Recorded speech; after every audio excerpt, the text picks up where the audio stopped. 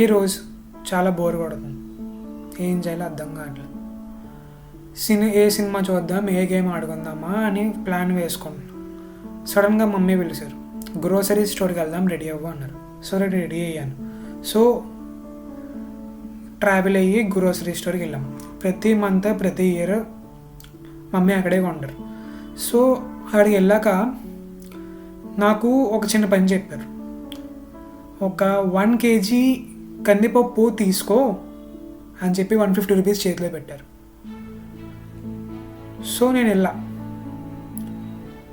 1 kg కందిపప్పు ఏమో ఆ కవర్లో ఏదైతే ఉందో నేను అందులో పోర్ చేసి అందులో వేసి షాప్ కీపర్ దగ్గరికి వెళ్ళి వాడు వెయిట్ చూసుకొని మనకి అమౌంట్ ఎంతో కట్టమంటాడు. సో అలా కట్టుతున్నప్పుడు 150 రూపీస్ నేను ఇచ్చా.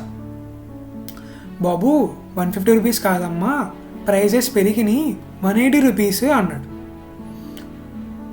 సో ఎందుకు పెరిగినాయి ఏంటి అని నేను ఏ క్వశ్చన్ వేయకుండా డైరెక్ట్గా మళ్ళీ మా మమ్మీ దగ్గరికి వెళ్ళి 180 రూపీస్ అంట అని చెప్పా. ఓహో ప్రైజెస్ పెరిగిపోయినాయా అని చెప్పి 30 రూపీస్ హ్యాండ్ బ్యాగ్ నుంచి తీసి నాకు ఇచ్చారు. సో నేను ఆ 180 రూపీస్ తీసుకొచ్చి ఆ షాప్ కీపర్కి ఇచ్చాను, అంతే, మళ్ళీ ఇంటికి వచ్చాను. So here no one question him why he increased 30 rupees. ఎందుకు 30 రూపీస్ ఇంక్రీజ్ చేశాడు అని అక్కడ మా మమ్మీ 30 రూపీస్ ఇచ్చారు, మా మమ్మీ క్వశ్చన్ వేయలేదు, ఇక్కడ నేను అడగలేదు, ఏం జరగలేదు. సో దీని రిలేటెడ్ ఎందుకు పెంచుతున్నారు, ఈ ప్రైసెస్ పెరగడం వల్ల ఎవరికి ప్రాఫిట్ ఎవరికి లాస్ అనేది ఈ వీడియోలో డిస్కస్ చేద్దాం. ఇంకేమాత్రం ఆలస్యం చేయకుండా లెట్స్ గెట్ స్టార్టెడ్.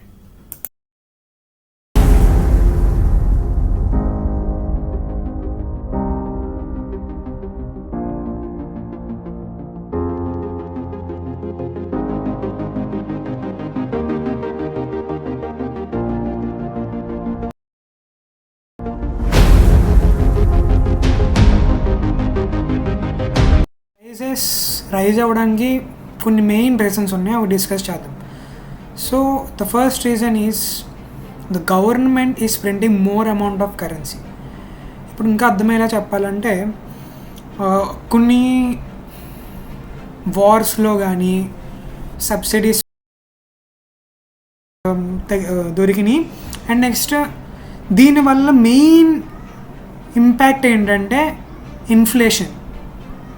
కొత్త వర్డ్ కదా. సో ఇన్ఫ్లేషన్ అంటే ఏంటంటే నీ దగ్గర ఉన్న అమౌంట్ ఎక్కువే ఉంది కానీ దాని వాల్యూ తక్కువ. అంటే ఇప్పుడు మీకు అర్థమయ్యేలా చెప్పాలంటే ఒక 10 years ముందు ఒక టీ కాస్ట్ 10 రూపీస్, కానీ మనం ఇప్పుడు వచ్చి చూసేసరికి ఒక టీ కాస్ట్ 20 to 15 రూపీస్ మధ్యలో ఉంటుంది. సో అంటే ఇక్కడ ఏం చేంజ్ అయిందంటే సేమ్ క్వాంటిటీ సేమ్ క్వాలిటీ మొత్తం సేమ్ గ్లాస్, అప్పుడు 10 రూపీస్, ఇక్కడ 15 rupees. Why? So this is known as inflation. అక్కడ దీనివల్ల ప్రాఫిట్ అయ్యేది ఎవరంటే షాప్ కీపర్. ఇప్పుడు ఎవరైతే ఉన్నారో ఈ పర్టికులర్ ఇన్సిడెంట్లో, ఈ సిచ్యువేషన్లో షాప్ కీపర్ అనేవాడు ఎక్కువ ప్రాఫిట్ పొందుతాడు. అక్కడి నుంచి పెద్ద పెద్ద కంపెనీస్ ఇవి ఉంటాయి కదా, టీ బోర్డ్ అమ్మే కంపెనీస్, ఐ మీన్ 3 Roses, ఇలా కొన్ని కంపెనీస్ ఏవైతే ఉన్నాయో వాళ్ళకి ఇంకా ప్రాఫిట్, వాళ్ళు ఇంకా ప్రైస్ పెంచడం వల్ల వీళ్ళు ఇక్కడ ప్రైస్ పెంచుతారు. సో ఇన్ఫ్లేషన్ వల్ల చాలా ప్రాఫిట్స్ ఉన్నాయి business mans or anyone companies లాంటివి. But ordinary persons like us no use.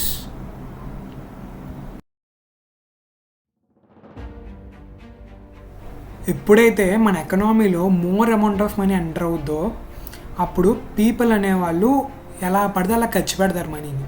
Okay, so and the next part ఏంటంటే ప్రాఫిట్ కావాలి. So they will definitely try to get profit by increasing the price of the particular phone. So ఇది only not about the phone, easy answer ఏంటంటే supply chains యొక్క cost increase అయింది. సో అందుకే మేము కూడా మా ప్రోడక్ట్ కాస్ట్ ఇంక్రీజ్ చేసుకున్నాము. We don't wanted to run our company in loss under. So మన దగ్గర సరైన ఆన్సర్ లేదు వాళ్ళు వేసిన క్వశ్చన్కి. So sometimes not only about the fuel, వాళ్ళు ఆటోమేటిక్గా వాళ్ళ కాస్ట్, వాళ్ళ ప్రోడక్ట్ యొక్క కాస్ట్ని ఇంక్రీజ్ చేస్తారు. ఎందుకని మనం అడగడానికి లేదు. వాళ్ళు ఎంత ఇంక్రీజ్ చేసినా పీపుల్ విల్ స్టిల్ బై, ఎందుకంటే they need it at any cost if they want. So this is one of the main reason why the prices are rising. సో నేను ఒకరోజు పెట్రోల్ లేకపోతే మన స్టేట్లో నేనుండే ప్లేస్లో ఎలా ఉంటుందో చిన్న వీడియో క్లిప్ వేస్తాను చూడండి.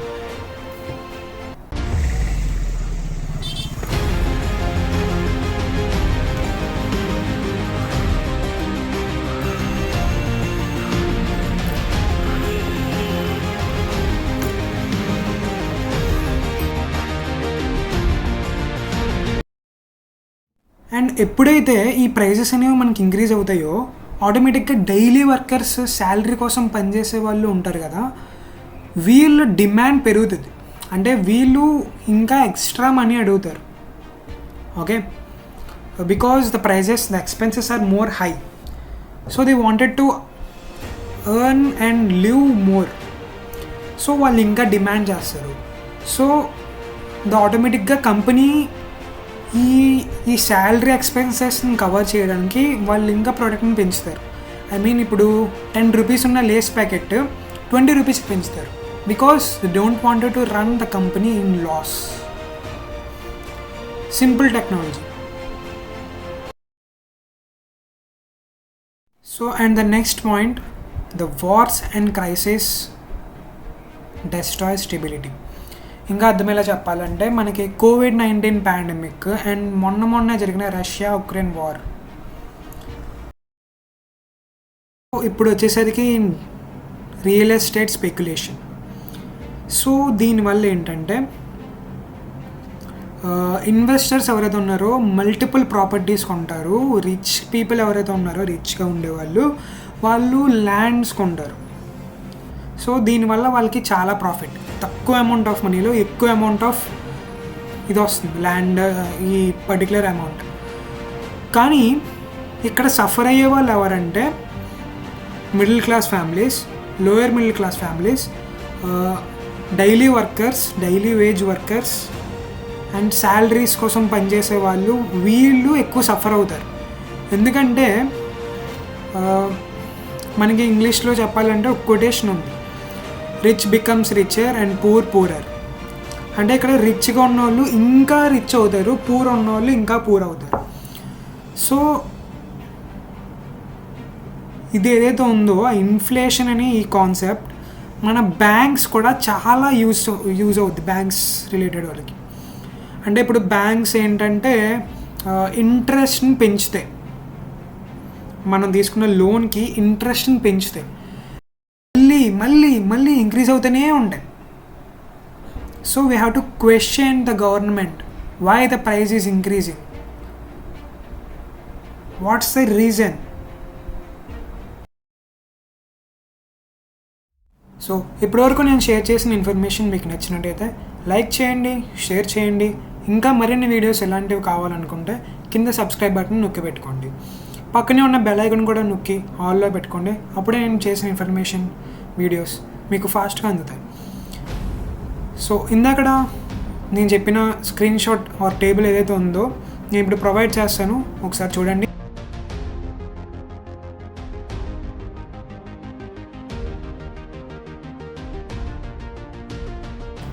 Thanks for watching.